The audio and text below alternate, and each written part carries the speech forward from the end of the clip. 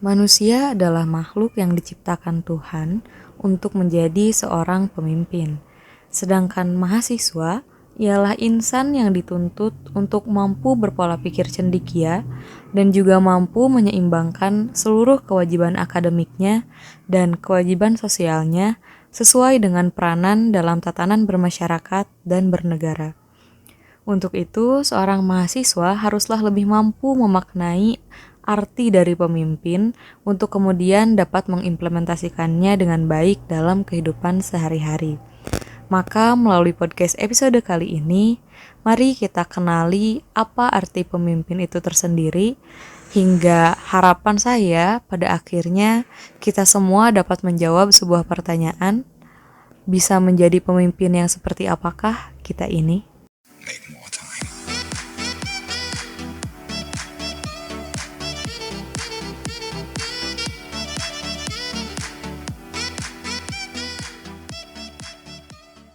Ya, bagaimana kabarnya rekan-rekan semua? Semoga di masa-masa pandemi yang belum berkesudahan ini, rekan-rekan tetap berada dalam kondisi prima untuk bisa berdialektika dengan kami melalui podcast ini.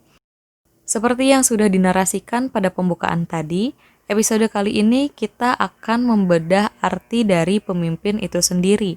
Tetapi bukan hanya sekedar bisa dibilang bukan hanya sekedar materi gitu yang akan kita bahas nantinya, melainkan juga keresahan dan sudut pandang lain dalam pembedahan makna dari kepemimpinan pemimpin dan pimpinan itu sendiri. Nah, untuk menemani saya berdialektika, saat ini saya sudah bersama dengan rekan saya yang mungkin suaranya sudah akrab di telinga rekan-rekan pendengar setia podcast ya. Siapa lagi kalau bukan Kang Wihan. Halo semuanya. Ya langsung aja mungkin ya Kang Wihan ke pembahasan. Kalau dari perspektif Kang Wihan sendiri nih, gimana sih Kang Wihan itu memandang pemimpin gitu? Kata pemimpin tuh gimana gitu? Memandang untuk saat ini atau memandang secara umum gitu? Secara umum dulu deh. Kalau secara umum ya pemimpin sesimpel orang yang memberikan sebuah arahan kepada yang dipimpin, sesimpel itu sih. Cuman kalau kita spesialkan gitu ya untuk saat ini saja, miris gitu, ada rasa miris sedikit. Terutama kan saya sebagai orang yang sedikitnya memiliki privilege untuk membahas ini gitu ya. Iya. Berasal dari sebuah departemen yang membahas tentang ini gitu. Jadi agak miris sedikit gitu Sal, bahwa kata pemimpin atau kepemimpinan itu mengalami sebuah sebutannya spesialisasi makna gitu. Gimana tuh? Dalam artian yang harusnya kepemimpinan itu adalah sebuah konsep yang sangat luas, yang sangat sangat powerful sekali gitu ya. Tapi sekarang mengalami sebuah penyempitan. Jadi sekarang tuh orang-orang cenderungnya mengetahui kepemimpinan atau pemimpin itu sendiri itu hanya sekedar sebuah sosok saja gitu. Seperti kita kan tahu pemimpin itu ya presiden gitu ya, Jokowi gitu. Atau kalau skalanya fakultas ya ketua BEM, ketua himpunan gitulah sih. Jadi ingin menyadarkan lebih banyak orang tentang bahwa konsep kepemimpinan itu memang seluas itu gitu. Bahkan sampai mencakup ke diri kita sendiri gitu. Jadi bukan terbatas pada satu sosok gitu ya. Tapi itu adalah sebuah konsep gitu ya, bukan sosok konsep gitu. Nah, berarti kan tadi Kang Wihan itu inginnya gitu ya melalui podcast ini tuh menyadarkan banyak pihak gitu ya terkait dari konsep kepemimpinan yang sebenarnya itu kayak gimana. Nah, coba mungkin bisa sama Kang Wihan sedikitnya mulai dibedah gitu. Memang apa sih pemimpin, kepemimpinan? Oke. Kepemimpinan itu jujur Sal sangat sulit ya bagi saya pribadi untuk mengeneralisir atau mengenerikan dari definisi kepemimpinan. Kenapa? Karena seperti yang kita tahu gitu ya, banyak sekali literatur, referensi, bahkan beberapa versi dari tokoh-tokoh yang menyebutkan tentang definisi kepemimpinan gitu. Iya. Bahkan ada salah satu tokoh gitu yang bernama Kreiner. Dia melalui risetnya, dia menemukan ada lebih dari 400 definisi kepemimpinan itu sendiri gitu. Banyak kan itu berarti ya banyak gitu ya. sekali. Ada yang menyebutkan bahwa kepemimpinan itu kan mengatur orang lain, ada yang menyebutkan sebuah kemampuan untuk mencapai suatu tujuan dari organisasi, ada yang menyebutkan bahwa hubungan antara pemimpin dan yang dipimpin, banyak lah. Tapi yang jelas di sini ingin saya tegaskan bahwa kepemimpinan itu merupakan suatu kegiatan untuk mempengaruhi orang lain yang dimana demi suatu tujuan dari organisasi gitu Sal. Iya. Tapi harus digarisbawahi Sal, bahwa yang mempengaruhi orang lain atau yang menginfluence orang lain itu demi satu tujuan itu bukan hanya pemimpin gitu ya. Iya. Karena seorang konsultan, seorang manipulator juga kan itu kan pengaruh orang lain gitu.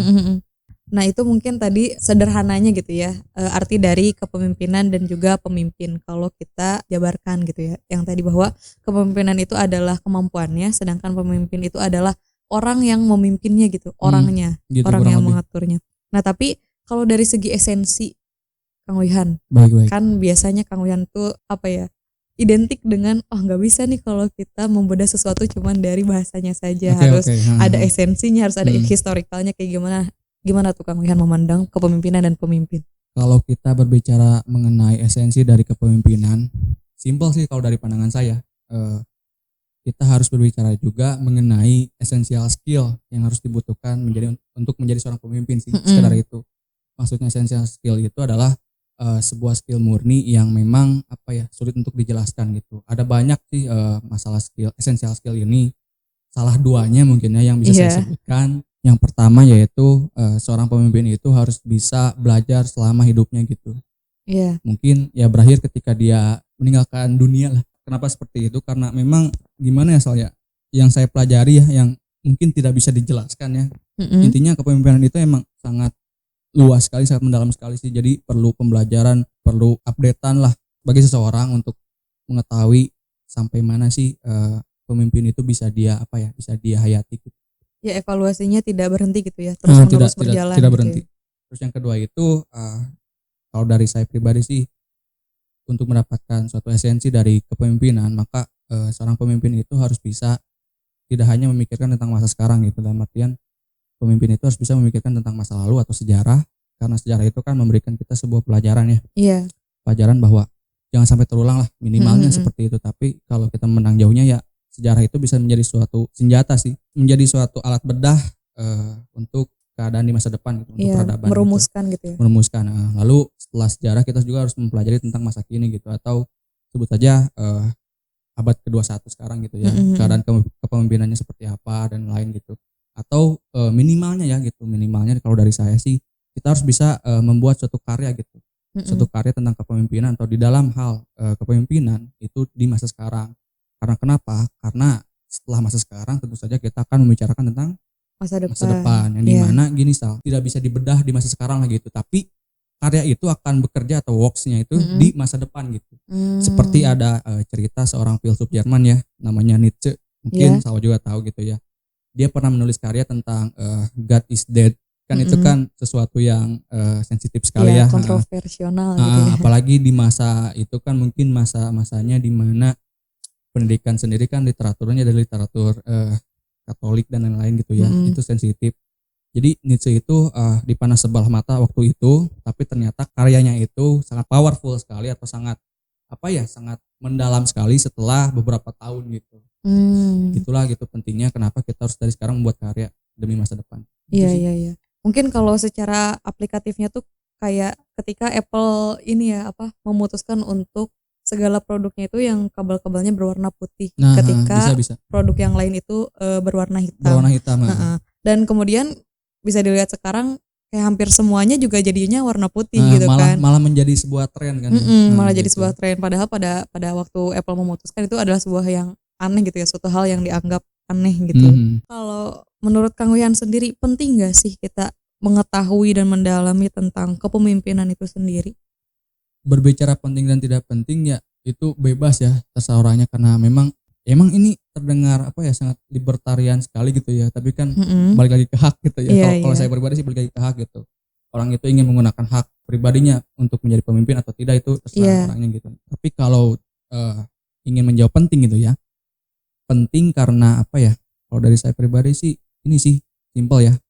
Kepemimpinan itu bisa kita gunakan sebagai pisau bedah untuk bertahan hidup gitu. Simpel itu Sal. Gini Sal, kalau Salwa inget ya ada orasi-orasi dari Kating atau dari mahasiswa lah ya umumnya yang pimpin dulu diri sendiri gitu ya sebelum memimpin orang lain. Nah maksudnya itu gini Sal, jadi sebelum kita memimpin orang lain ya, kalau kita gagal dalam memimpin diri kita, berarti ya kita tidak akan bisa bertahan hidup di dunia ini gitu. Gitu sih, simpel itu. Itu juga soalnya mempengaruhi ke sistem berpikir dan juga pengambilan keputusan gitu ya. Sedangkan itu adalah suatu hal yang pasti terus-menerus kita gunakan di kehidupan ini gitu ya kan. Jadi pasti penting gitu ya berbicara tentang kepemimpinan. Tapi harus digarisbawahi dulu Sal gitu. Kepemimpinan itu menjadi penting ketika itu selaras dengan kearifan lokal sih, kearifan budaya. Kenapa? Karena saya pernah mendengar dari seorang tokoh gitu ya, namanya Spinoza gitu kalau nggak salah, bahwa saya lupa ya ngomongnya pakai bahasa luar ya, gitu Prancis atau apa kan, ya namanya asli Sunda gitu ya, susah gitu menyebutkannya. Intinya itu segala sesuatu itu menjadi menjadi sangat hebat, menjadi sangat luar biasa sekali ketika dihubungkan referensinya, substansinya, terus tujuannya itu dengan kearifan lokal atau dengan budaya setempat gitu. Kita ambil contoh ya di Fakultas Pertanian gitu ya. Ya kita tidak bisa memaksakan sebuah konsep baru kepemimpinan dari luar gitu, karena perlu sebuah sebuah proses evolutif gitu ya, yang lama untuk melakukan hal itu. Jadi ya kita harus sesuai dengan keadaan di lingkungan sekitar aja sih gitu. Jadi bukan merubah tapi lebih ke memperbaiki mungkin ya gitu sih Mas. Iya sih, soalnya segala sesuatu juga emang harus tepat sesuai dengan objeknya kalau kasarnya. Gak mungkin juga kita pakai pisau untuk kertas, pasti pasnya pakai gunting gitu mungkin analoginya gitu. Analoginya. Nah, lanjut ke pembahasan berikutnya mungkin Kang. Kalau perbedaannya sendiri dari kepemimpinan dan pemimpin itu apa sih? Tadi kan sudah selalu bahas sedikit ya perbedaannya, bahwa sederhana aja mungkin ya, karena saya rasa pendengar sudah butek gitu ya masalah kepemimpinan di seminar-seminar gitu. Kita sepakati aja, para pendengar pun sudah mengetahui hal itulah gitu sudah mengetahui lah. Cuman kita ingatkan kembali dulu. Sederhananya sih pemimpin itu adalah orang yang memimpin sih. Sedangkan kepemimpinan itu adalah cara untuk memimpin. Nah, caranya seperti apa? Itu sebuah nilai-nilai gitu sebuah nilai-nilai yang tertanam atau yang terpatri di dalam diri seorang pemimpin, yang dimana nilai-nilai itu bisa menjadi suatu output gitu ya, suatu output yang dimana outputnya itu adalah suatu gagasan gitu, atau kita bilang sebagai wewenang lah. Wewenang itu kan kekuasaan yang dilegitimasi gitu. Kalau persamaannya, kalau berbicara masalah persamaannya gitu ya, sebenarnya persamaannya sebatas pemimpin dan kepemimpinan itu memiliki hubungan gitu, atau saling berkesinambungan gitu. Kenapa? Karena yang namanya pemimpin itu harus ada yang namanya kepemimpinan di dalam dirinya gitu. Harus ada jiwa-jiwa kepemimpinan. Sedangkan kita lihat keadaan sekarang gitu ya. Nah, itu dia. Keadaan kita bandingkan dengan realita gitu. Dengan realitanya di masyarakat umumnya atau di masyarakat sekitar kita, bahwa pemimpin saat ini itu pemimpin yang tanpa kepemimpinan gitu, Sal. Jadi kalau kita analogikan itu seperti kopi tanpa kafein lah. Seperti kampus tanpa pendidikan gitu. Jadi hanya sebuah kerangka kosong yang tidak ada isinya gitu. Tapi justru itu yang diminati sekarang oleh masyarakat, Sal. Kalau Sal perlu tahu kan. Bener-bener yang tong kosong nyaring bunyinya gitu ya. Tong kosong nyaring bunyinya. Nah, ini tuh bisa disebabkan oleh banyak hal gitu, Sal. Tapi cuma di sini saya ingin menyebutkan dua saja ya. Yang pertama itu dikarenakan sosok pemimpinnya itu terpilih bukan karena prestasinya, bukan karena dedikasinya, kredibilitasnya bagus, bukan, tapi karena memang ada beberapa cara kotor lah ya yang dilakukannya, seperti yang sudah kita bahas di podcast episode 2 gitu ya, mengenai hereditary politics atau politik turun temurun, lalu ada dinasti politik juga. Nah, intinya seperti itu sih yang mencederai lah konsep kepemimpinan gitu. Mungkin kalau sekelas mahasiswa sedikitnya udah pernah merasakan langsung kali ya, karena ya nggak bisa kita pungkiri kayaknya di Mumas pun memang banyak permainan kayak gitu ya. Ya kan nggak sih? Sebenarnya dari tadi tidak ingin ke sana gitu, Tapi dari tadi kan ngebahasnya normatif, politik sih, politis gitu ya, tidak ke sana. Gak apa-apa lah ya, karena ini kan memang kita berbicara jujur dan santai tanpa tekanan, jadi kita bisa lebih bebas lah gitu. Termasuk mengkritisi kita sendiri gitu selaku mahasiswa.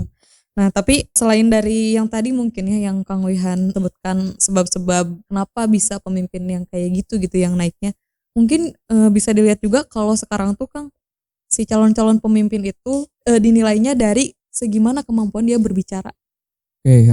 Jadi karena data bisa dimanipulasi gitu ya, latar belakang itu bisa juga dimanipulasi, pencapaian dia kayak maksudnya secara sosialnya kayak gimana itu pun bisa dijadikan pencitraan.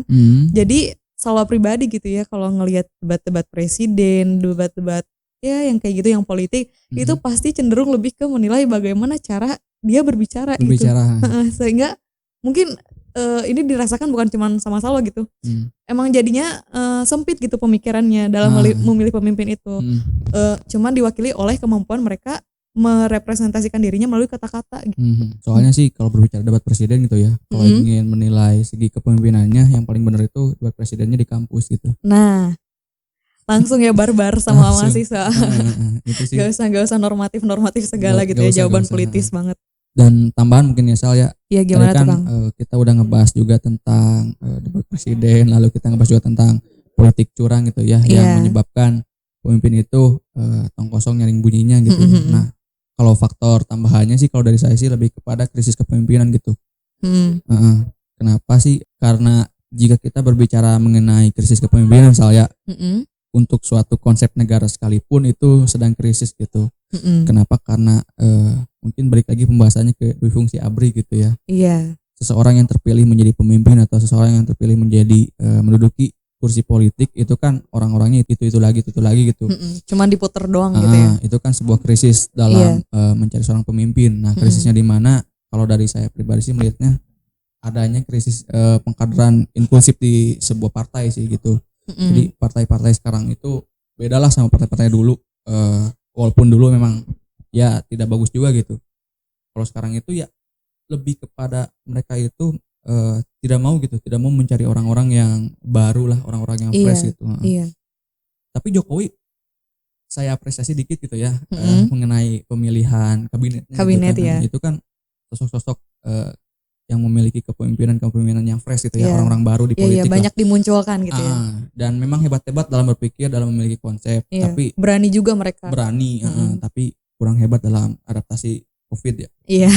Sampai balik marah-marah. lagi ya. Balik lagi. Ada drama juga. Ada drama.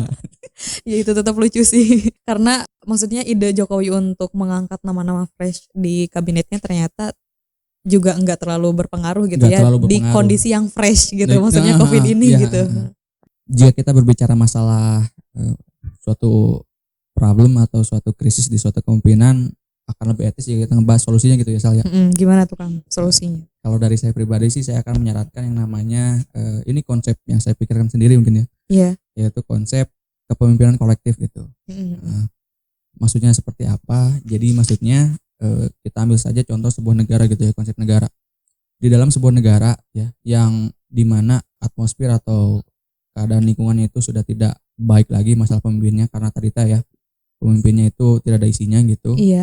Itu harus ada satu orang dalam minimalnya satu dekade yang muncul sebagai pemimpin sejati gitu, yang dimana dia itu memang mewarisi sebuah nilai-nilai kepemimpinan yang murni gitu. Seseorang yang memang pantas lah untuk menjadi pemimpin. Nah, ketika dia muncul ke permukaan lalu dia menjadi pemimpin, maka dia akan juga mewarisi nilai-nilai kepemimpinan itu kepada pemimpin-pemimpin baru gitu. Sehingga nanti akan kalau harusnya digambarkan sih gitu. Jadi gambarnya itu sebuah rantai lah gitu yang terus menyebar hingga terbentuklah suatu kepemimpinan kolektif tadi gitu. Jadi yang terpikirkan oleh saya sih secara sederhananya seperti itu gitu. Jadi cari dulu gitu ya. Kalau bahasa pertaniannya tuh kayak cari dulu bibit unggulnya, biar itu nanti diduplikasi gitu ke bawah-bawah gitu ya. Seperti itu lagi. Nah, mungkin tadi sedikitnya solusi gitu ya dari Kang Wihan terkait fenomena krisis kepemimpinan ini. Tapi ketika berbicara kepemimpinan, permasalahan yang muncul itu bukan hanya krisis generasi pemimpinnya gitu ya, tetapi juga masih adanya kekeliruan gitu di kalangan manusia ya secara umum, soalnya kan bukan mahasiswa saja yang salah mengerti gitu di antara manajemen, kepemimpinan dan juga kekuasaan. Nah, ini salah satu pembahasan yang menarik gitu Sal ya bagi saya pribadi. Kenapa? Karena bukan hanya Salwa atau bukan hanya mahasiswa lainnya gitu, tapi saya anggap ini pun sebuah kekeliruan yang ada di lingkungan saya sendiri gitu. Saya merasakannya sendiri bahwa dulu ya saat saya membuka sebuah diskusi bersama teman saya tentang pengkaderan, ternyata saya bisa narik kesimpulan bahwa masih banyak dari mereka yang salah mengartikan tentang ketiga hal ini, atau bisa dibilang mereka tuh tahu artinya tapi saling tertukar juga gitu. Bahkan ada yang menyangkanya 3 hal itu adalah sesuatu yang sama gitu. Parah banget sih itu ya. Parah banget kan. Padahal kan itu kan berbeda gitu. Iya. Yang pertama mungkin alasannya dulu ya kenapa 3 hal ini tuh penting untuk dibahas gitu. Iya. Kenapa penting? Karena dalam suatu organisasi yang namanya manajemen, yang namanya kekuasaan, yang namanya kepemimpinan itu adalah hal yang sangat gimana ya bilang, sebuah jantung lah, sebuah jantung organisasi. Kenapa? Karena langsung aja ibaratkan gitu ya, gak usah dijelaskan oleh kata-kata lagi gitu. Ibaratnya kayak anak ayam yang baru lahir tapi ibunya hilang gitu. Kan jadi gak ada yang menuntunnya gitu hingga dia dewasa gitu. Kalau analogi yang lain seperti ini, seperti Bapak Soeharto kehilangan ibu tinnya gitu. Kan pernah mendengarkan konspirasi itu yang dimana Soeharto mengalami kekacauan setelah ditinggalkan ibu tinnya gitu. Nah, sepenting gitu masalah manajemen, masalah kekuasaan, masalah kepemimpinan dalam organisasi gitu. Tapi saya di sini memandangnya bahwa memaklumi gitu. Kenapa orang-orang itu salah mengartikan? Karena memang ketiganya itu saling berhubungan gitu. Dan juga dalam manajemen sendiri kan ada yang dinamakan sebagai perencanaan, sebagai leading, lalu ada controlling juga kan yang lain. Nah, itu kan konsepnya tidak berbeda jauh dengan kepemimpinan gitu. Mirip-mirip gitu ya. Jadi disitulah saya bisa memaklumi gitu. Padahal ya saya dan juga rekan-rekan lain jika ingin tahu perbedaan dari ketiganya, kita mulai dulu dari manajemen gitu ya. Manajemen itu berhubungan dengan yang namanya mengatasi kerumitan gitu. Sedangkan kepemimpinan itu berhubungan dengan yang namanya mengatasi perubahan gitu. Nah, ini tuh perbedaan yang saya buat sendiri gitu ya, yang sangat mendasar sekali gitu. Lalu jika kita ingin menjabarkannya lebih panjang gitu ya, atau lebih jelas lagi, kepemimpinan itu berkaitan dengan visi gitu, visi terhadap suatu tujuan organisasi. Sedangkan yang namanya manajemen itu adalah sebuah ranah implementasi dari visi dan juga strategi yang sudah dipikirkan oleh pemimpin gitu.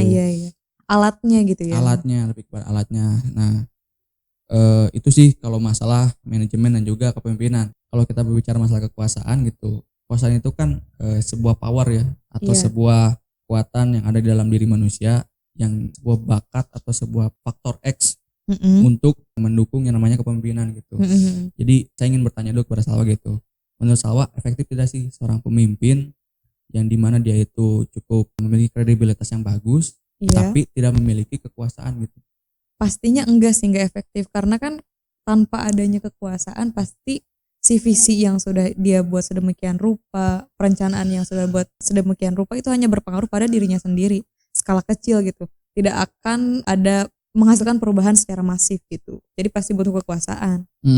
Ya intinya seperti itulah garis besarnya ya. Cuman kalau saya boleh menambahkan, pentingnya kekuasaan bagi kepemimpinan itu karena kekuasaan itu melahirkan 2 domain besar gitu. 2 domain besar itu, yang pertama adalah influence atau mempengaruhi, dan yang kedua itu adalah authority atau otoritas gitu.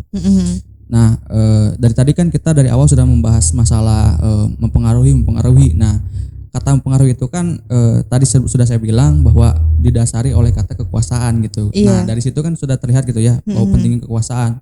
Sedangkan untuk otoritas sendiri kan sebuah wewenang atau sebuah kekuasaan yang dilegitimasi untuk bisa bekerja di masyarakat atau bisa bisa berpengaruh gitu di masyarakat. Itu harus dengan sebuah sebuah didasari oleh sebuah kekuasaan juga gitu.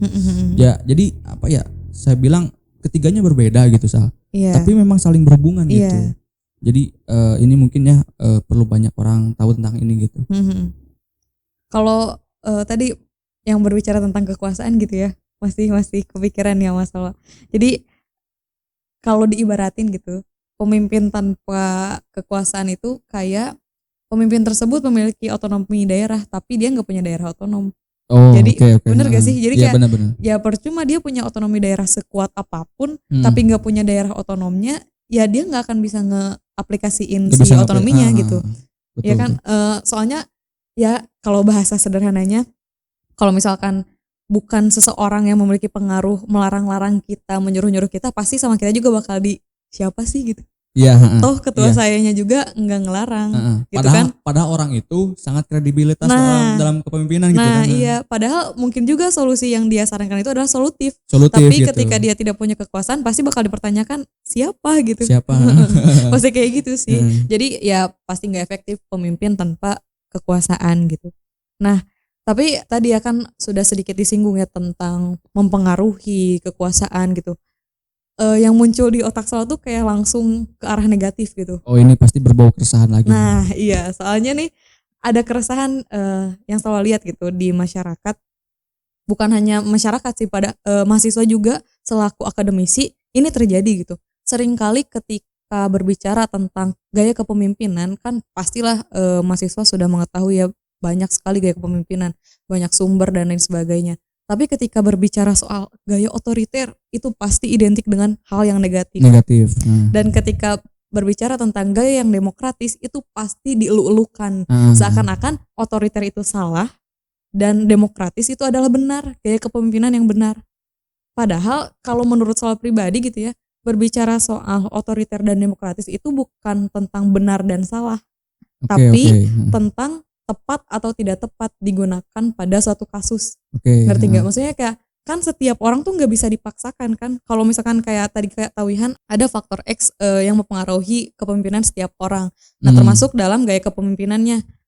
Seseorang yang memang apa ya dari faktor X-nya itu dia itu terlahir sebagai manusia tipe X sehingga ketika menjadi pemimpin pun dia otomatis akan cenderung lebih ke arah otoriter daripada demokratis, maka ya, dia tidak bisa dituntut untuk menjadi seseorang yang demokratis gitu.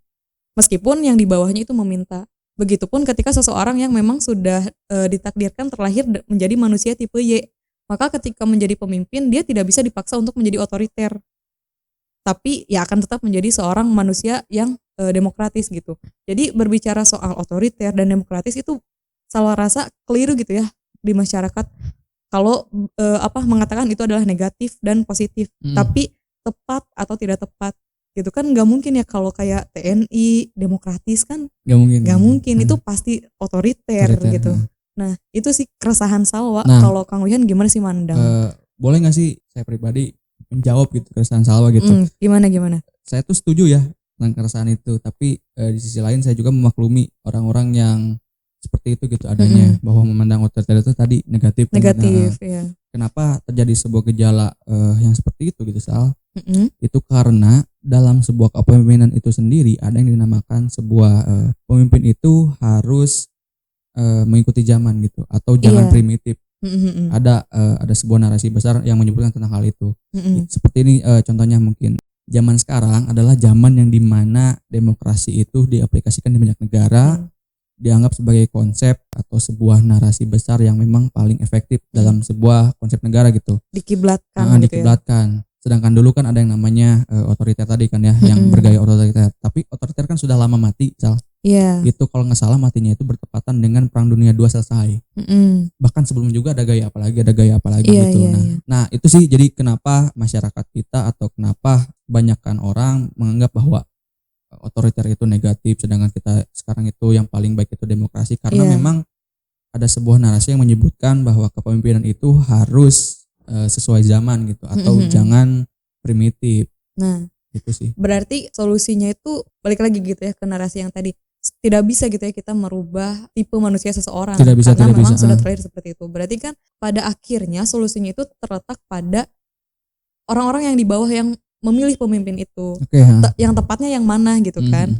Ketika mereka merasa yang tepatnya itu di zaman yang sekarang mengkiblatkan demokrasi, maka orang-orang tipe Y gitu yang menjadi pemimpin, ya mereka tinggal pilih saja orang-orang tipe Y tanpa harus menganggap bahwa tipe X itu adalah salah gitu. Ngerti gak sih? Jadi ya tetap itu bukan tentang benar dan salah, tapi tentang bagaimana kita bijaksana gitu dalam menggunakannya. Ya itu mungkin pandangan dari Salwa sih kayak gitu.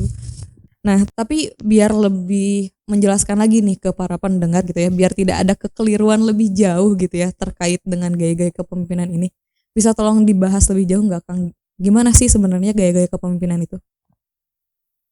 Kalau masalah gaya kepemimpinan gitu ya, jika kita berbicara tentang itu, sama sih kasusnya Sal, seperti kita mencari definisi tadi gitu. Ada banyak sekali literatur, banyak sekali sumber akan atau membuat sebuah argumen tentang gaya gitu, atau karakter kepemimpinan gitu. Kalau saya sih lihatnya dari salah satu tokoh gitu ya, namanya Robbins. Dia pernah membuat sebuah riset di tahun 2003 bahwa untuk gaya atau karakter kepemimpinan itu sendiri itu ada lebih dari 80 gitu. Banyak ya. Banyak sekali gitu. Tapi kan pasti ada yang bertanya gitu, kenapa tidak yang favoritnya saja kita sebutkan? Pasti kan ada yang gitu kan. kalau kita menyebutkan yang favorit, masalah baru akan muncul, yaitu bosen gitu, maksudnya jenuh. Pasti yang favorit kan yang sudah dibahas-bahas sebelumnya gitu ya, yang pendengar kita pun pasti sudah tahu gitu. Seperti pemimpin itu harus demokratis tadi, lalu harus partisipatif. Ya itu kan googling juga bisa gitu ya. Googling juga kan bisa. Cuma kan ini kan namanya podcast ya, harus sesuatu yang menarik dan santai gitu. Nah, dari saya pribadi gitu ya, ada 3 gimana masalah tentang gaya kepemimpinan gitu. Yang pertama itu adalah gaya kepemimpinan yang idealis gitu. Yang idealis itu berarti di sini saya membawa sebuah hasil pemikiran dari tokoh filsuf ya, filsuf Yunani kuno, yaitu Plato, yang dimana aliran filsafatnya itu menjelaskan bahwa manusia dalam melihat segala sesuatu itu senantiasa tergantung pada pikiran dan kejiwaannya gitu. Yang dimana berarti jika kita masukkan sebuah aliran filsafat ini kepada konsep kepemimpinan, berarti yang paling tepat itu adalah gaya kepemimpinan yang idealis gitu. Nah, gaya kepemimpinan yang idealis ini bisa positif negatif, akan sangat positif atau akan sangat bagus kalau yang bersangkutan itu memang mengetahui bidangnya gitu, atau mengetahui kelebihan dan kelemahan dari gagasan ataupun sifat kepemimpinannya gitu. Contohnya Soekarno gitu. Kalau salah melihat Soekarno gitu, Soekarno itu sosok yang baik atau yang buruk? Baik, pasti. Ini enggak jawaban politis nih. Enggak, soalnya dia banyak banget jasanya. Oke. Cuman yang enggak terlalu sukain tuh enggak ada kaitannya sama kepemimpinannya gitu loh. Oh, oke. Nah, kalau Soekarno ini kenapa bisa dipandang dari gaya yang idealis? Karena memang dia itu tahu betul kekurangan dan juga kelebihan dari apa yang dia gagas atau apa yang dia pikirkan gitu. Contoh ya, kalau selalu ingat, kalau kita membuka sejarah kembali gitu ya, dulu Soekarno kan pernah mencetuskan bahwa ingin melakukan sebuah revolusi gitu. Nah, revolusi ini kan dari sisi kebaikannya ini sebuah itikat baik gitu ya, untuk merubah suatu tatanan negara gitu. Tapi Soekarno pun tahu gitu kejelekan dari revolusi ini. Kejelekannya itu sangat sulit sekali bagi Soekarno untuk menyatukan segala elemen yang ada di Indonesia gitu. Karena jika kita ingin membuat sebuah gerakan revolusi maka kita harus menyatukan seluruh elemen atau seluruh instrumen dari suatu negara itu gitu. Sedangkan saat itu keadaannya sulit gitu. Bahkan yang paling sulit itu ketika menyatukan antara pemerintahan dan juga para buruh gitu, yaitu buruh tani, buruh jasa dan lain-lain gitu. Dan contoh lainnya kesulitan saat itu adalah menyatukan partai gitu. Seperti yang kita sebut ya, pada tahun segitu kan partai-partai yang berideologi sosialis kan itu kan belum absen dari negara kita kan ya, seperti ada PKI, ada PSI, bukan PSI yang sekarang ya. Ya kan ya, PSI yang dulu gitu. Bahkan ada Murba kalau nggak salah gitu. Terus musuhnya itu atau lawan partainya itu kan ada PNI, yang dimana idealismenya itu kan marhainisme gitu. Nah, Soekarno ini kan tahu gitu ya kejelekan revolusi tadi gitu. Bagaimana caranya dia menyatukan pemikiran-pemikiran partai ini untuk membentuk suatu revolusi gitu. Nah, kenapa Soekarno ini tokoh yang baik? Balik lagi tadi, karena dia tahu gitu keburukan dan kebaikan dari gagasan yang dia bawa gitu. Sedangkan akan bahaya sekali gitu ketika pemimpin itu tidak tahu keburukan kebaikan tadi. Saya ambil contoh gitu ya. Contohnya saja yang simpel ya, nggak usah yang ribet-ribet, yaitu contohnya mungkin ya Menteri Kelautan dan Perikanan gitu. Ketika dia menjadi seorang pemimpin yang bergaya idealis gitu ya, tapi dia tidak tahu potensi dirinya dengan baik, tidak tahu keburukan dan kebaikan dirinya atau gagasannya, maka kan bahaya. Coba kita bayangkan dengan contoh realnya gitu ya. Pemimpin ini ingin beritikat baik gitu ya, membuat sebuah program atau membuat suatu gagasan tentang bagaimana caranya melestarikan perairan. Perairan yang itu melindungi ikan-ikan, terumbu karang. Intinya dia memperhatikan sekali hak asasi lingkungan atau hak asasi ikan lah gitu ya sebut. Tapi dia tidak tahu keburukan dari gagasan itu. Keburukannya apa? Keburukannya adalah hak asasi manusia tidak dipikirkan. Artinya nelayan tidak bisa mencari ikan lagi karena kawasannya diganti menjadi kawasan yang dilindungi gitu. Karena tadi gagasannya itu. Nah, ini kan di satu sisi memang melindungi lingkungan gitu, tapi di satu sisi ini bisa membunuh sebuah pekerjaan dari manusia gitu, ataupun suatu budaya gitu. Kenapa budaya juga ikut terbunuh? Karena ada sebuah budaya di timur sana yang dimana nelayannya itu menangkap sebuah paus, lebih tepatnya paus sperma gitu.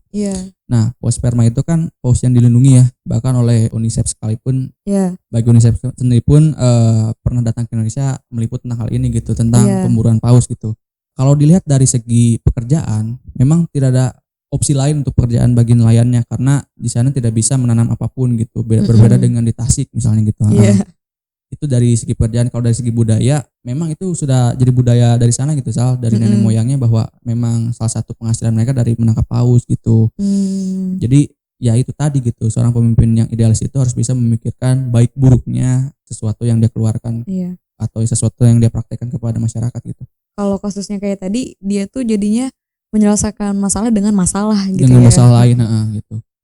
Terus yang kedua itu adalah gaya kepemimpinan yang realisme gitu, atau yang melihat sesuatu itu secara realitanya gitu. Iya, realistis. Realistis. Nah, kalau ini tuh saya dapat gagasannya itu dari seorang filsuf juga, Sal.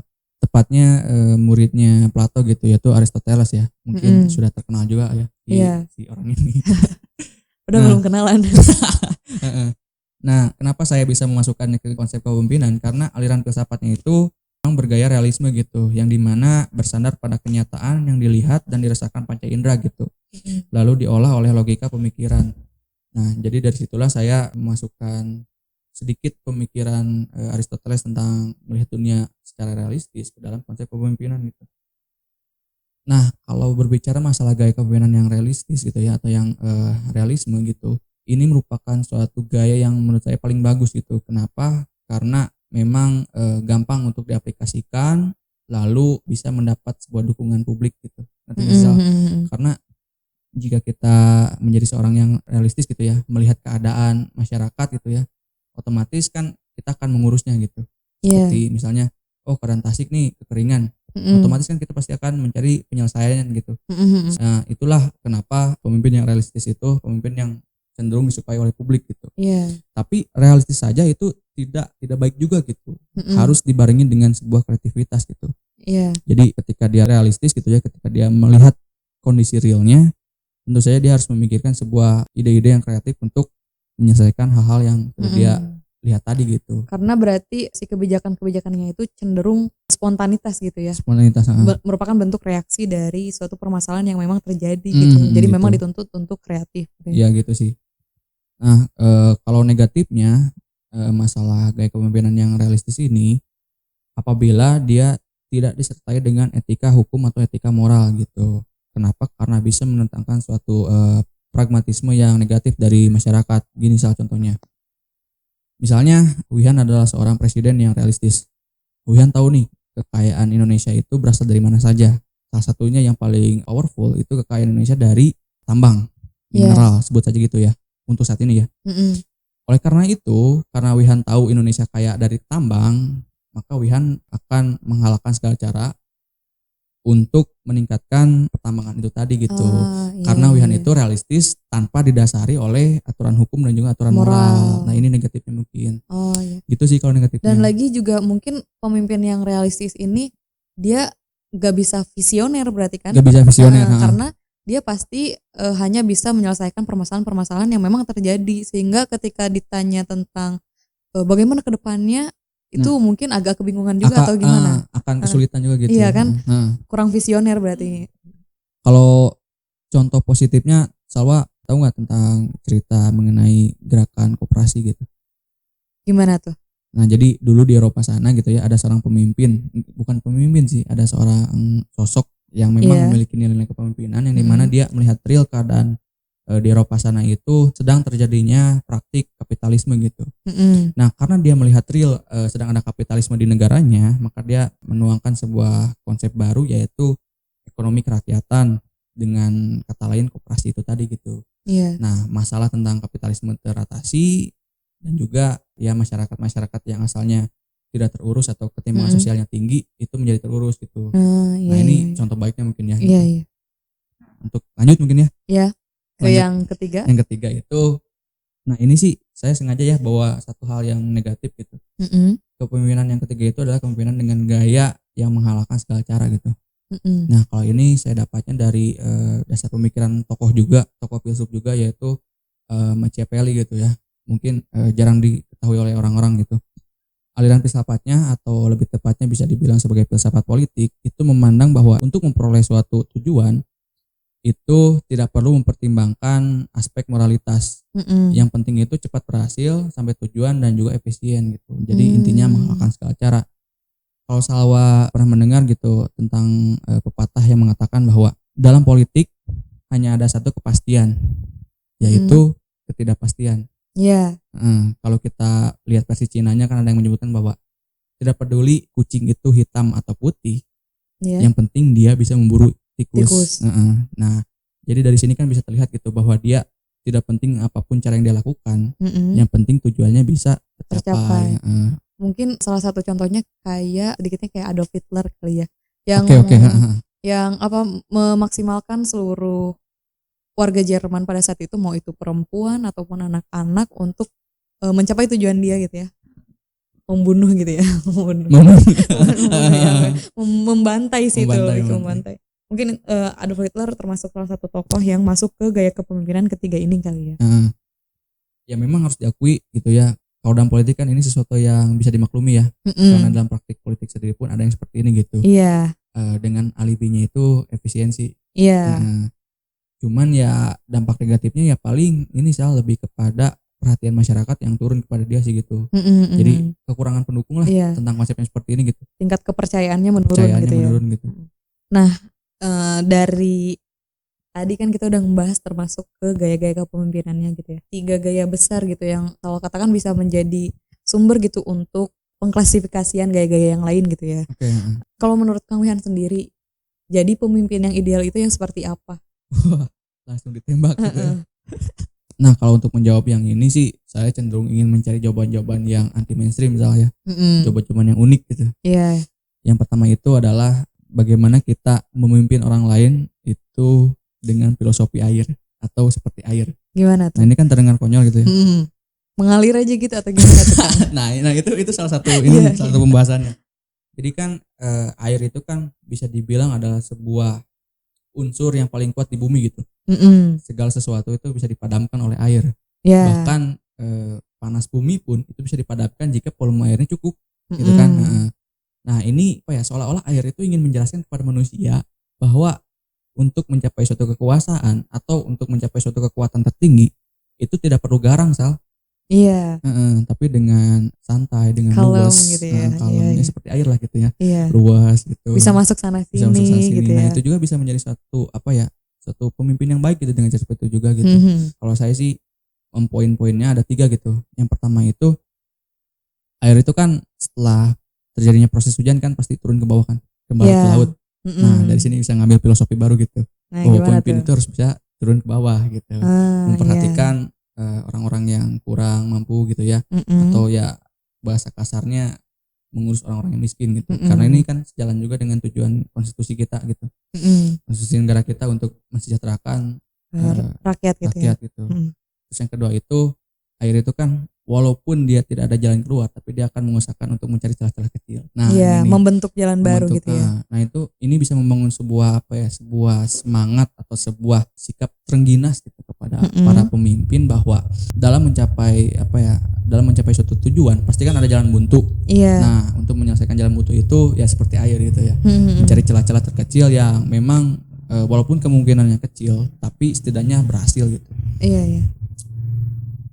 Nah, lalu yang ketiga atau yang terakhir yang bisa saya dapat dari air gitu ya. Iya. Air itu kan untuk membuat suatu lubang itu kan tidak sekaligus gitu, tapi secara perlahan-lahan mengikis suatu tembok atau suatu permukaan sehingga terjadilah sebuah lubang gitu ya. Nah, bisa kita ambil pelajaran dari air ini bahwa untuk mencapai suatu tujuan itu tidak perlu terburu-buru gitu, atau tidak perlu menghalalkan segala cara atau sekaligus besar-besaran ngebeledak gitu tidak perlu seperti itu, tapi pelan-pelan saja gitu, seperti air mengikis tebing tadi gitu. Tapi pasti gitu. Nah, ini sih kan. Jadi air itu emang ingin mengajarkan manusia banyak hal gitu. Salah satunya 3 poin tadi. Salah tiganya gitu. Nah, lalu lanjut. Ya, silakan. Kepemimpinan yang ideal yang kedua menurut saya itu adalah pemimpin yang ideal itu ada pemimpin yang tersisa. Kenapa? Ambil contoh aja ketua BEM gitu atau ketua himpunan atau apa. Ya, nah, ketua Ormawa lah katakan. Untuk menjadi ketua Ormawa itu kan pasti tanggung jawab itu kan besar. Lalu dia perlu melebihi zona nyamannya lah. Nah, pasti kan ada rasa tersiksanya di situ.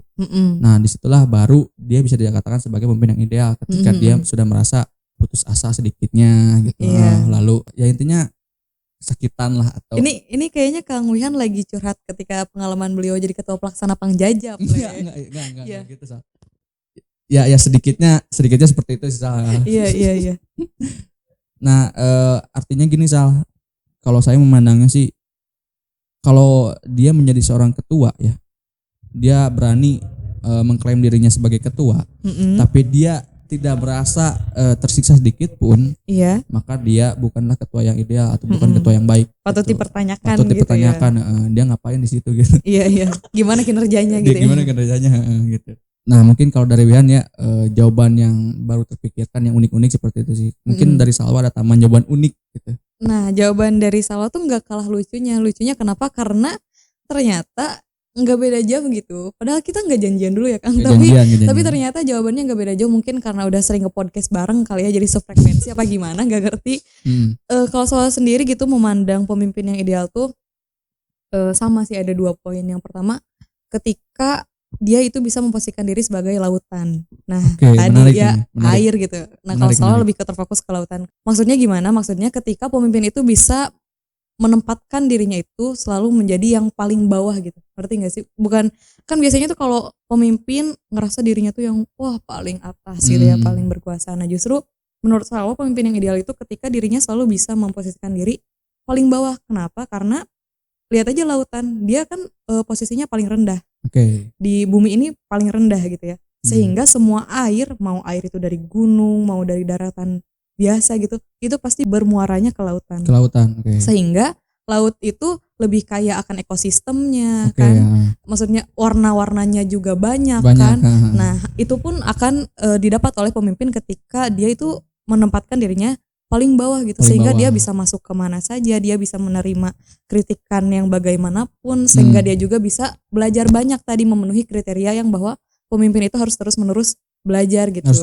Sehingga ya dia akan lebih kaya gitu secara ilmu pengetahuan dan juga kedekatan sosial gitu dengan yang di bawahnya. Itu yang pertama. Lalu yang kedua, menurut saya pemimpin yang ideal itu ketika dia memahami bahwa semakin tinggi jabatan maka hak itu semakin kecil, kewajiban itu semakin besar. Mirip kan tadi sama yang jawaban Kang Wihat. Intinya dia harus bisa mengamini gitu bahwa dia itu sekarang haknya terenggut. Tapi kewajibannya itu banyak. Intinya sama tadi tersiksa gitu. Makanya pas ngedenger jawaban Kang Wihan sama gitu. Mungkin karena sering nge-podcast bareng gitu ya. Jadi ya sama gitu, kayak gitu. Bahkan ini kalau Salwa sendiri gitu ya, yang Salwa role modelkan gitu ya dalam pemimpin itu, salah satunya itu adalah ini Salwa bukan jawaban normatif ya. Ini Salwa benar-benar ngefans gitu ke beliau, yaitu Umar bin Khattab radhiyallahu anhu gitu ya. Ini Salwa beneran ngefans ke beliau. Kenapa? Karena beliau itu orang yang keras. Kalau Kang Wihan tahu, beliau itu orang yang sangat keras, tegas gitu ya. Tapi ketika ditempatkan menjadi seorang pemimpin, beliau itu memenuhi 2 kriteria yang tadi Salwa katakan sebagai pemimpin yang ideal. Beliau menempatkan posisi sebagai orang yang paling bawah, sehingga beliau itu sering sekali gitu ya mendapat keluhan-keluhan dari rakyatnya secara langsung, menyelesaikan permasalahan rakyatnya secara langsung gitu. Dan juga beliau menolak untuk menerima gaji. Karena satu kalimat yang selalu ingat dari beliau, ketika ada satu rakyat saya yang kelaparan, maka saya harus menjadi orang pertama yang merasakan laparnya. Dan ketika rakyat saya itu makmur, maka saya harus menjadi orang terakhir yang merasakan kemakmuran tersebut. Setelah memastikan semua rakyatnya itu makmur. Nah jadi kan beliau memang memposisikan diri itu selalu di bawah gitu. Bahkan ketika beliau mengambil suatu kebijakan atas suatu permasalahan dan ada warganya yang protes menilai bahwa penyelesaian dari beliau itu kurang bijaksana, beliau akan langsung mengakui hal tersebut di depan umum. Jadi tanpa memikirkan gengsi gitu ya dan harga dirinya. Kan biasanya justru kalau pemimpin dikritik itu langsung si orang yang kritiknya diringkus gitu ya. Biasanya kayak gitu. Nah kalau Umar nggak kayak gitu. Nah terus beliau juga ya memenuhi yang kedua tadi, bahwa ya beliau menyadari gitu haknya itu sedikit dan kewajibannya banyak. Bahkan nggak cuman beliau gitu yang menolak gaji, anak-anaknya pun keluarganya beliau didik untuk udah nanti gitu ya terakhir ya kita gitu dapat segala sesuatunya.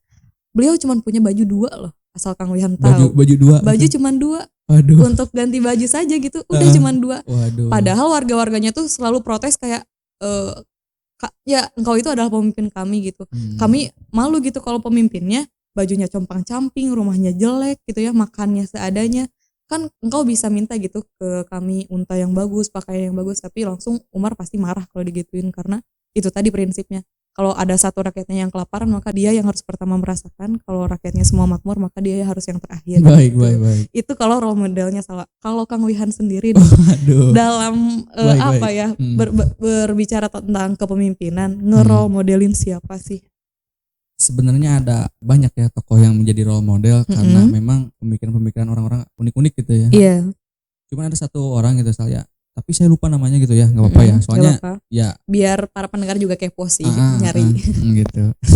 ya kenapa lupa, karena emang orangnya hidup sudah zaman lama gitu, zaman dulu gitu, zaman dulu sekali gitu. Nah intinya orang ini tuh membuat sebuah konsep gini, dia masuk ke politik. Lalu di politiknya itu dia melakukan segala hal yang curang dengan sengaja. Ya, digarisbawahi curang dengan sengaja. Nah, untuk tujuan apa? Untuk tujuan menyadarkan masyarakat sekitarnya bahwa politik memang sekejam itu. Iya. Menunjukkan secara langsung jadi. Secara langsung. Ya ini sebenarnya ada bukunya gitu ya. Judul bukunya kalau nggak salah The Prince gitu. Salah satu karya pemikir orang tadi teh orang jadul teh ya. Ya karena saya lupa namanya ya. Anem gitu. Anem lah gitu. Bisa dicari sendiri mungkin ya. Iya. Nah itu sih tokoh yang saya role modelkan. Itu salah satu dari banyaknya pemikiran yang dia keluarkan tentang kepemimpinan gitu. Berarti yang selalu dapat gitu ya, si tokoh tersebut yang tadi Kang Wihan sebutkan itu dia bertindak sebagai supernova gitu. Maksudnya supernova, itu bisa. Yang dia menghancurkan sebuah sistem biar sistem itu bisa memperbaiki diri untuk menjadi tatanan yang lebih bagus gitu. Itu kan? itu. Iya. Ya itu juga inspiratif sih. Caranya unik tapi tujuannya sama, untuk memperbaiki gitu ya. Untuk memperbaiki. Nah, kita sudah berbicara jauh gitu ya tentang kepemimpinan, keresahan-keresahan, gaya-gayanya, sampai pada tadi terakhir kita berbicara sangat jauh sekali tentang salah satu contoh pemimpin yang menurut masing-masing kita itu ideal gitu ya. Kita balik lagi nih, down to earth lagi gitu ya. Balik lagi nih. Napak lagi nih. Waduh. Jadi kalau kita kaitkan pemimpin dan kepemimpinan dengan mahasiswa, itu idealnya kayak gimana? Ya idealnya kepemimpinan bagi mahasiswa itu ya kepemimpinan yang paling sederhana gitu. Contohnya gitu, ketika mungkin Salwa gitu ya sebagai seorang tuplak pangapunten gitu. Nah dulu. Itu kan dulu kan itu kan contoh dari konsep kepemimpinan yang paling sederhana sih. Nah kalau dari saya sih ya itu sih pembelajaran atau pengaplikasian mungkin ya, kepemimpinan. Ya cari aja yang paling sederhana gitu. Contohnya mungkin ketua Karang Taruna gitu. Kalau saya sih gitu sih, gak ada benar-benar pembahasan yang memang jauh lah tentang hal ini. Intinya cari yang paling sederhana. Atau enggak jadi pemimpin dari circle-nya juga bisa kan? Itu bisa. Ya itu paling kecil gitu. Mungkin kan tadi kalau kata Kang Wihan di awal, setiap orang bebas mau menggunakan haknya untuk menjadi pemimpin yang berkuasa atau tidak gitu ya. Tapi pada hakikatnya semuanya adalah pemimpin. Nah cuman daerah kekuasaannya nih milih mau yang kayak gimana gitu ya. Mungkin dari yang terkecil kayak diri sendiri atau circle terdekat gitu ya. Ya itu sih cari yang paling sederhana sih. Aplikasikan untuk yang paling sederhana gitu. Ya dan itu tadi mungkin dengan pertimbangkan tahu betul gitu apa kelebihannya dan apa kekurangannya. Itu sih intinya ya. Intinya sih maksudnya podcast ini dibahas tuh lebih ke keresahan Salwa pribadi yang melihat bahwa kok mahasiswa ini tuh belum mengenal dirinya sendiri dengan benar gitu. Kalau di podcast kemarin belum mengenal dirinya sendiri sebagai mahasiswa dengan benar, dan di podcast ini dibahas tentang dianya sendiri juga nggak tahu dia itu termasuk ke orang yang gaya kepemimpinannya itu kayak gimana. Karena balik lagi kan setiap orang tuh adalah pemimpin gitu ya, dan pasti punya gayanya sendiri. Tapi masih banyak orang yang tidak menganalisis gimana gaya kepemimpinan dia, tapi dengan mudah mengkritisi gimana gaya kepemimpinan presiden lah, ketua ormawa lah gitu, tapi dia nggak ngekritisin dirinya sendiri gitu. Padahal kan tadi kalau misalkan dia mengkritisi diri sendiri, dia tahu kelebihannya di mana, dia juga tahu kekurangannya di mana, otomatis dia bakal tahu daerah kekuasaan yang tepat buat gaya kepemimpinan kayak saya tuh yang kayak gimana gitu kan Kang. Kayak ya sederhananya lah, kalau misalkan pada akhirnya dia memutuskan untuk mau aktif di ormawa, dia bakal tahu dia harus milih ormawa yang kayak gimana. kan pasti ada budayanya ya setiap Ormawa juga. Nah itu sederhananya lah, padahal mengenali diri sendiri itu berdampaknya besar gitu ya ke pengambilan keputusan gitu. Jadi diharapkan melalui podcast ini emang semua orang itu mulai mengkritisi diri sendiri gitu, menganalisis siapa saya, bagaimana saya orangnya, termasuk bagaimana saya tipe kepemimpinannya gitu. Boleh menambahkan sedikit? Nah, silahkan Kang, closing statement sekalian. Oh iya.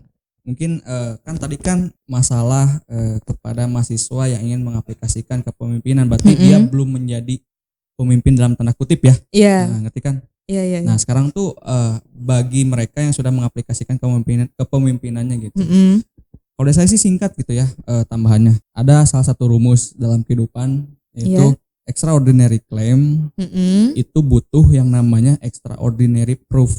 Yes. Artinya ketika dia sudah mengklaim bahwa dirinya adalah seorang pemimpin atau seseorang yang benar-benar extraordinary ya, berbeda dengan orang lain, maka dia harus membuktikan juga secara extraordinary juga gitu. Jangan cuma ini saya pemimpin kamu nih, ini saya seseorang yang di atas, saya seorang yang memiliki kewenangan, tapi pembuktian dia kepada orang lain atau kepada minimalnya orang yang dia pimpin itu tidak ada.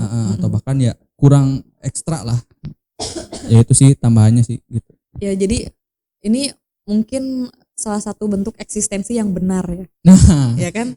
Eksistensi yang benar, bukan yang pansos atau apa lagi gitu ya, pencitraan, bukan, tapi ini eksistensi yang benar karena ketika kepemimpinan dan kekuasaan tanpa adanya eksistensi itu akan diragukan juga kinerjanya gitu ya. Bahkan tanpa eksistensi dia tidak akan mendapatkan esensi dalam kepemimpinan itu selama hidupnya sih. Nah iya, jangankan buat esensi, kayaknya orang-orang yang dipimpinnya juga gak akan tahu siapa pemimpinnya gitu ya. Bener gak sih? Kalau emang gak ada eksistensi tuh kayaknya orang-orang yang di bawah juga gak tahu gitu.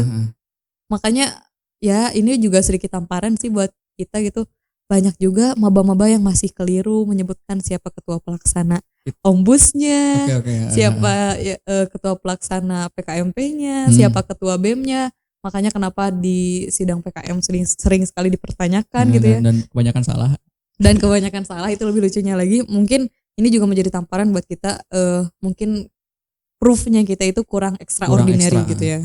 Dan ini juga menjadi tamparan bahwa kata eksistensi itu tadi ya tidak senegatif itu. Nah iya, eksistensi itu dibutuhkan tapi bukan yang pencitraan, tapi yang memang benar proof gitu ya. Nah itu tuh perlu digarisbawahi. Iya. Ada statement terakhir mungkin dari Kang Wihan? Sebenarnya ada banyak, cuman karena kita bersingkat waktu saja ya. Saya pilih yang paling sederhana mungkin. Closing untuk mahasiswa gitu ya secara umum. Jika ingin menjadi seorang pemimpin dalam artian di sini yang dilegitimasi ya, yang yang diberi kekuasaan gitu ya. Gitu.